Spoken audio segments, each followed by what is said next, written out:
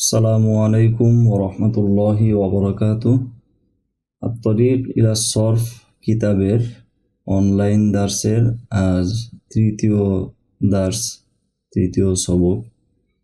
তৃতীয় দার্সের আলোচ্য বিষয় হলো আকসামুল ফি'লি, ফেলের 3 প্রকার, অর্থাৎ ফেলের প্রকারসমূহের মাঝে 3টি রয়েছে, যেটা আমরা আগেও পড়েছি। তো এই 3 প্রকার সম্পর্কে আলোচনা। কালিমার একটি প্রকার হলো ফেল, এ কথা আগের পাঠে তুমি জেনেছ। সে সঙ্গে ফেলের পরিচয়ও তোমার জানা হয়েছে। আচ্ছা বলো দেখি, ইসিম ও ফেল এর মাঝে পার্থক্য কি? হ্যাঁ, ইসিম তার নিজস্ব অর্থের সঙ্গে কোনো কাল প্রকাশ করে না, কিন্তু ফেল তার নিজস্ব অর্থের সঙ্গে 3 কালের কোনো একটি কাল প্রকাশ করে, অর্থাৎ অতীত, বর্তমান বা ভবিষ্যৎ, এই 3 কালের কোনো একটি কাল ফেল তার নিজস্ব যে অর্থ রয়েছে কোনো কাজের সংঘটন, এটার সাথে এই 3 কালের কোনো একটি কাল প্রকাশ করবে। যেমন সামনে খেয়াল করেন, এই কাল হিসেবে ফেল 3 প্রকার: মাদিন, মুদারিউন, আমরুন। উদাহরণ দেখো, করআ রাশিদুন, রাশেদ পড়েছে। এখানে করআ ফেলটি কি বুঝিয়েছে? এ কথা বুঝিয়েছে যে কিরাআতুন মাজদার বা কর্মটি অতীতকালে ঘটেছে। কিরাআতুন মাজদার বা কর্মটি অতীতকালে ঘটেছে। যে ফেল এ কথা বোঝায় যে মাজদার বা কর্মটি অতীতকালে ঘটেছে, তাকে ফেলে মাদি বলে। কয়েকটি উদাহরণ: কাতাবা, সে লিখেছে; সারিবা, সে পান করেছে; আকালা, সে খেয়েছে; সল্লা, সে নামাজ পড়েছে; আল্লামা, সে শিখিয়েছে; তাআল্লামা, সে শিখেছে; সমা, সে রোজা রেখেছে; নামা, সে ঘুমিয়েছে; জাহাদা, সে জিহাদ করেছে; সাফার, সে সফর করেছে। এগুলো ফেলে মাদির কিছু উদাহরণ। এরপর ইয়াকরাউ মাহমুদুন, মাহমুদ পড়বে বা পড়ছে। এখানে ইয়াকরাউ ফেলটি কি বুঝিয়েছে? এ কথা বুঝিয়েছে যে কিরাআতুন মাজদার বা কর্মটি বর্তমানকালে ঘটছে বা ভবিষ্যৎকালে ঘটবে। যে ফেল এ কথা বোঝায় যে মাজদার বা কর্মটি বর্তমানকালে কিংবা ভবিষ্যৎকালে ঘটবে, তাকে ফেলে মুদারি বলে। কয়েকটি উদাহরণ: ইয়াকতুবু, সে লিখবে; ইয়াশরবু, সে পান করবে; ইয়াকুলু, সে খাবে; ইউসল্লি, সে নামাজ পড়ছে বা পড়ে। আর কি 2 ধরনের অর্থ দিবে, বর্তমান বা ভবিষ্যৎ, সবগুলোই। ইউআল্লিমু, সে শিখাচ্ছে বা শিখাবে; ইয়াতাআল্লামু, সে শিখছে বা শিখবে; ইয়াসুমু, সে রোজা রাখবে বা রোজা রাখছে; ইয়ানামু, সে ঘুমাচ্ছে বা ঘুমাবে; ইউজাহিদু, সে জিহাদ করছে বা করবে; ইউসাফিরু, সে সফর করছে বা করবে। এরপর ইকরা বিসমি রব্বিকা, পড়ো তোমার প্রতিপালকের নামে। এখানে ইকরা ফেলটি কি অর্থ বোঝায়?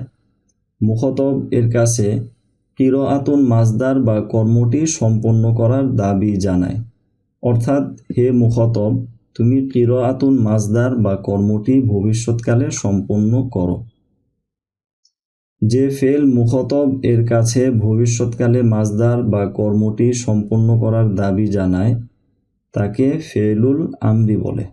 যে ফেল মুখাতবের কাছে ভবিষ্যৎকালে মাজদার বা কর্মটি সম্পন্ন করার দাবি জানায়, তাকে ফেলুল আমরি বলে।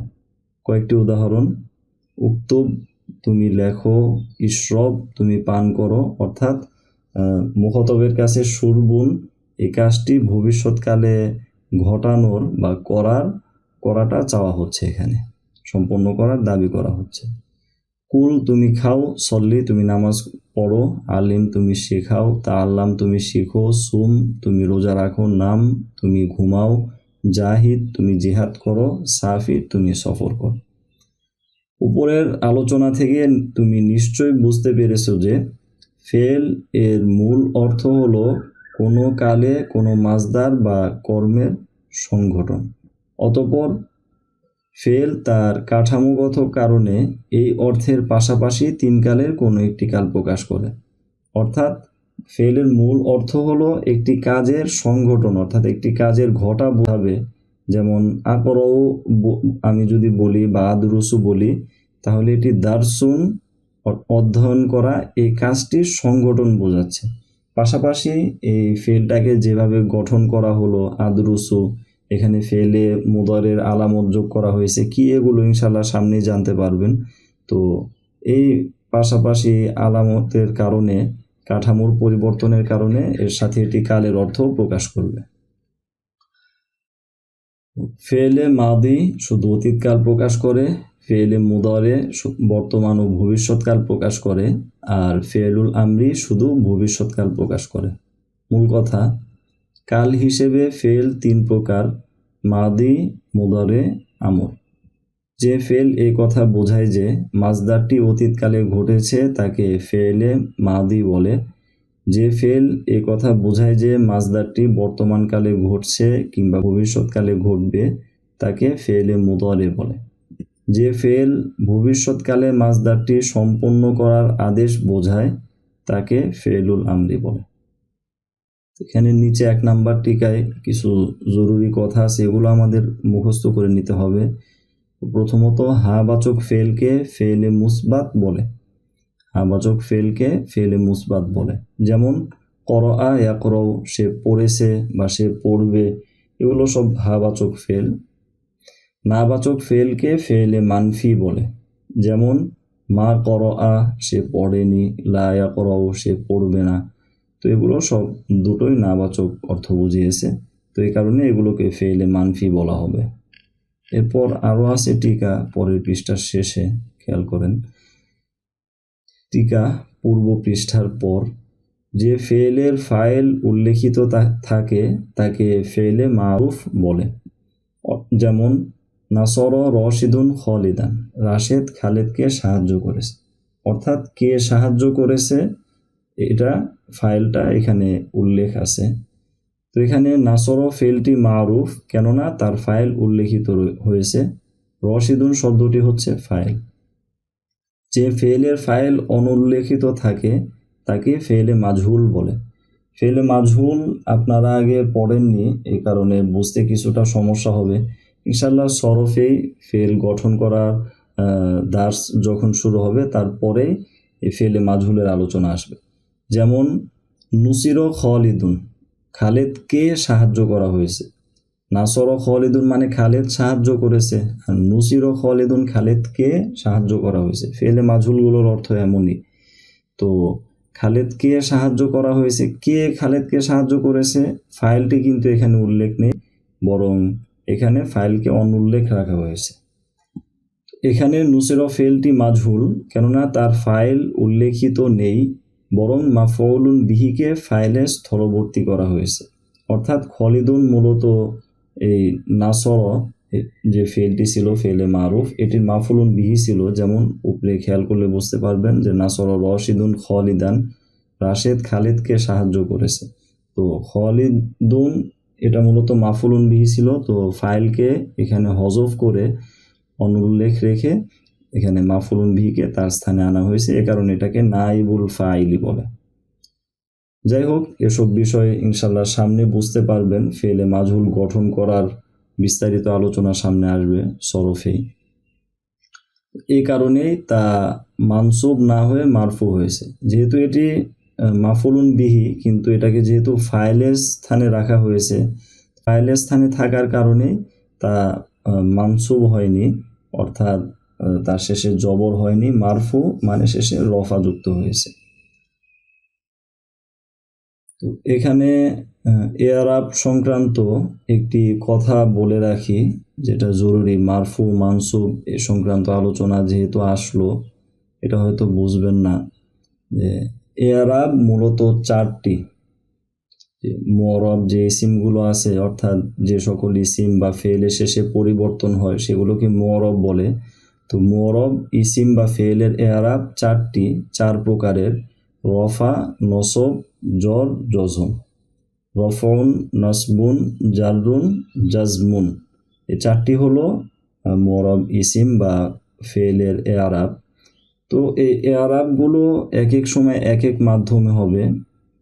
যেমন কখনো এআরাব হচ্ছে যেমন রফার কথায় আমরা ধরি, রফা মানে ইসিম শব্দটি ফাইল হওয়া, যেমন যাহাবা রশিদুন, এখানে রশিদুন এটিতে এআরাব হয়েছে রফা। আর এই রফাটা এখানে হয়েছে দুই পেশ দ্বারা। আবার কখনো হবে ভিন্নভাবে, যেমন যাহাবা আবু রশিদিন যদি বলি, তো এখানে রফা হয়েছে মূলত ওয়াও দ্বারা। আর তেমনিভাবে যদি আমি তাসনিয়া শব্দ বলি যাহাবা ওয়ালাদানি, তাহলে এখানে রফা হয়েছে ওয়ালাদানি, দালের পরে যে আলিফটা আছে, আলিফটা মূলত এখানে রফার আলামত। যাই হোক, এ সকল বিষয়ে ইনশাল্লাহ এগুলো নাহুল বিষয়, সেখানে বিস্তারিত আলোচনা আসবে। তো আমরা আগে যেগুলো পড়েছিলাম, ফাইল হয় বা কানা সরলাইসা ফেলে নাকেসের ইসিম হয়, বা আল হরুফুল মুসাব্বাহাতু বিল ফেলের খবর হওয়া, অর্থাৎ যেগুলো পেশের স্থানে থাকে, এভাবে আমরা পড়েছিলাম। সেগুলো ওই অবস্থাকে রফা বলা হয়। রফা একটি অবস্থার নাম। আর যেই শব্দে রফা হবে সেটাকে মারফু বলা হবে। যেমন যাহাবা রশিদুন, এখানে রশিদুনে রফা হয়েছে, তো রশিদুন শব্দটিকে মারফু বলতে হবে। তেমনিভাবে নসব হওয়া মানে যে শব্দটি আমরা আগে যেভাবে পড়ে এসেছি, যেটি জবরের স্থানে থাকে, যেমন মাফুলুন বিহি হলো, বা মাফুলুন ফিহি, মাফুলুন লাহু, হাল, তারপরে ইন্নার ইসিম হওয়া, ফেলে নাকেসের খবর হওয়া, এরকম যতগুলো শব্দ পড়েছি যে অবস্থায় সেটা শেষে জবর হতো, তো ওই অবস্থাকে বলা হয় নসব। আর যে ইসিমে নসব হয় তাকে বলা হবে মানসুব। তেমনিভাবে জ্বর হলো জেরের অবস্থা। যখন জের হয়, যেমন কোনো শব্দ মুদাফুন ইলাইহি হলে তার শেষে জের হবে, শুরুতে হরফুল জার আসলে তার শেষে জের হবে। তো ওই অবস্থাটাকে বলা হবে জ্বর। আর যে শব্দে জ্বর হবে তাকে বলা হবে মাজরুর। তেমনিভাবে জজম শুধু ফেলের ক্ষেত্রে হয়। এটা আমরা এই আরবি শিখিতেও পড়েছি যে জজম শুধু ফেলের ক্ষেত্রে হবে। তো জজম হয় যখন কোনো হরকত হবে না, সাকিন হবে। যেমন শুরুতে যদি লাম আসে, লাম ইয়াফআল, বা ইন আসে, ইন আফআল, তো এই অবস্থায় শেষে যে অবস্থাটা হয় এটাকে জজম বলে। আর যে ফেলের শেষে জজম হবে তাকে মাজজুম বলা হয়। তো এই সংক্রান্ত আলোচনা ইনশাল্লাহ, বিস্তারিত আলোচনা একেবারে নাহুর কিতাবে আসবে, তখন ইনশাল্লাহ জানতে পারবেন। এখানে শুধু যেহেতু মানসুব, মারফু এগুলো উল্লেখ করা হয়েছে, তাই সংক্ষেপে বলে দিলাম। আশা করি বিষয়গুলো মাথায় রাখবেন। তো এক কথায় এআরাব 4 প্রকার: রফা, নসব, জর, জজম। তো যে শব্দে রফা হবে, আর এআরাব মানে একটি শব্দের শেষে অবস্থা, বাক্যে পরিবর্তনের কারণে শব্দের শেষে যে গুণগত অবস্থা হয় সেটাকে এআরাব বলে। তো যে শব্দে রফা হবে সে শব্দকে বলা হবে মারফু, যে শব্দে নসব হবে সে শব্দকে বলা হবে মানসুব, যে শব্দে জর হবে সে শব্দকে বলা হবে মাজরুর, আর যে শব্দে জজম হবে সে শব্দকে বলা হবে মাজজুম। তো এই টিকার বিষয়গুলোও খুব গুরুত্বপূর্ণ। 4টি কথা বলা হয়েছে। যে ফেলের ফাইল উল্লেখিত আছে তাকে ফেলে মারুফ বলে, যে ফেলে ফাইল উল্লেখিত নেই তাকে ফেলে মাজহুল বলে, আর যে হাবাচক ফেলকে ফেলে মুসবাত আর নাবাচক ফেলকে ফেলে মানফি বলে। এগুলো ভালোভাবে মুখস্থ করে নেবেন। সাথে মূল কথা তো অবশ্যই মুখস্থ করতে হবে, নিয়মিত এগুলো মুখস্থ রাখতে হবে। প্রতিদিন একটি সময় নির্ধারণ করে নেবেন এই মুখস্থ রাখার বিষয়গুলো যখন আপনি পড়বেন। আর সবচেয়ে ভালো হয় একটি খাতায় এই বিষয়গুলো লিখে রাখবেন, মুখস্থ করার মতো যা আছে মূল কথা, বা মাঝে যে টিকাতে এরকম কিছু বিষয় আসতে পারে, বা আলোচনার মাঝেও কিছু বিষয় আসবে যেগুলো বলে দিব এটা মূল কথায় নেই, আপনাদের মুখস্থ রাখতে হবে। তো এই বিষয়গুলো আপনারা একটা খাতায় শিরোনাম দিয়ে নোট করে রাখবেন, যাতে এগুলো আপনি সহজেই পড়তে পারেন। মুখস্থ রাখার বিষয়গুলো প্রতিদিন একবার করে হলেও যেন এগুলো পড়া যায়, তাহলে ইনশাল্লাহ এগুলো মুখস্থ ধরে রাখা সহজ হবে। তো অনুশীলনী খেয়াল করুন। প্রথম, নিচের বাক্যগুলোতে মাদি, মুদরে, আমর চিহ্নিত করো। অর্থাৎ এই ফেলগুলো চিহ্নিত করতে হবে। এখানে আমি বলবো না, আর অর্থগুলো আপাতত বলবো না, নতুন কোনো ব্যবহার আসলে বলে দিব। অর্থগুলো আপনারা নিজেরাই অভিধান দেখে বের বের করে নেবেন। আরবি অভিধান এখন মোবাইলে যদি ব্যবহার করতে চান, মোবাইলে ব্যবহার করার মতো আছে মোজামুল ওয়াফি, এটা প্লে স্টোরে পাওয়া যায়। তাছাড়াও আপনি কিনেও নিতে পারেন, মোজামুল ওয়াফি কিনতে পাওয়া যায়, বা আরবি বাংলা বিভিন্ন অভিধান আছে, সেগুলো কিনে নেবেন। নিজে থেকে শব্দের অর্থ বের করা, এটা এখন থেকেই শিখতে হবে, এই অভ্যাস গড়ে তুলতে হবে। তারপরেও কোনোটা যদি বুঝতে না পারেন সেটা অবশ্যই জানাবেন, ইনশাল্লাহ আমি বলে দিব। তারপরে 2, কোরআন শরীফের যে কোনো স্থান থেকে 5টি মাদি, 5টি মুদরে এবং 5টি আমর বের করো। এটা আপনাদের হোমওয়ার্ক থাকলো। আপনারা অবশ্যই এই 5টি করে ফেলে মাদি, 5টি মুদরে এবং 5টি আমর কোরআন শরীফ থেকে বের করে এগুলো খাতায় লিখে দেখাবেন আমাকে। 3টি বাক্য বলো যাতে 3 প্রকার ফেলের ব্যবহার এসে যায়। অর্থাৎ এরকম 3টি বাক্য বলবেন যেখানে ফেলে মাদি থাকবে, আবার একটিতে ফেলে মুদরে থাকবে, আবার আরেকটিতে ফেলে আমর থাকবে। ওর প্রশ্নমালা খেয়াল করে পড়ে নেবেন।